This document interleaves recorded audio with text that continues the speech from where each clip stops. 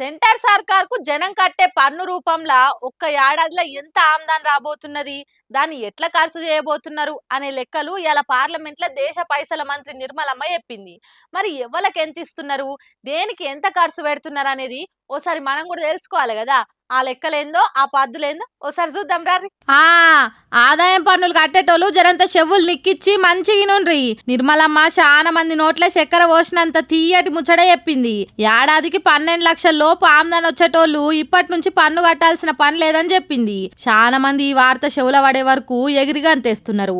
అసలు లెక్కకైతే 4 లక్షల వరకే సున్నా పన్ను ఉంటది. అంటే ఏ లెక్కలు చూపెట్టకుండా సర్కార్కు పన్ను కట్టనవసరం లేదన్నట్టు. కానీ 4 లక్షల నుంచి 12 లక్షల నడుమ సర్కార్కు కట్టాల్సిన పన్ను పైసలు ఇన్సూరెన్స్ కోసమో, ఆడిపిల్లల పేరు మీద ఫిక్స్డ్ డిపాజిట్లు చేస్తేనో, ఇంటి లోన్లకు వాడుకున్నామని సర్కార్కు లెక్కలు చూపెడితే ఏ పన్ను కట్టనవసరం లేదన్నట్టు. రైలుకు క్రెడిట్ గ్యారంటీ కింద ఇచ్చే 3 లక్షల రూపాయలను 5 లక్షలకు పెంచిండ్రు. ఇక ఎప్పటి తీరుగానే ఎన్నికలుండే రాష్ట్రాలల్లా ఎక్కువ పైసలు ఖర్చు చేసినట్టు ఈసారి కూడా బీహార్ రాష్ట్రంలో ఎన్నికలు వరాల జల్లు కురిపిస్తారట. చదువుకునే ఐఐటీలు, ప్రాజెక్టుల పంట కాలువలు, విమాన డిపోలు, ఫుడ్ ప్రాసెసింగ్లు ఇట్లా చాలా బీహార్ కు చేయబోతున్నారట.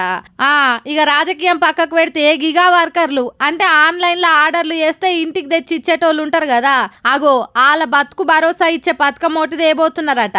అంతేకాదు హోటళ్లలో, టిఫిన్ సెంటర్లలో వాడే కమర్షియల్ గ్యాస్ సిలిండర్ ధరను 7 రూపాయలు తగ్గించిండ్రు. ఈసారి ఎందుకో బడ్జెట్ తర్వాత స్టాక్ మార్కెట్లు సత్కిల పడ్డాయి.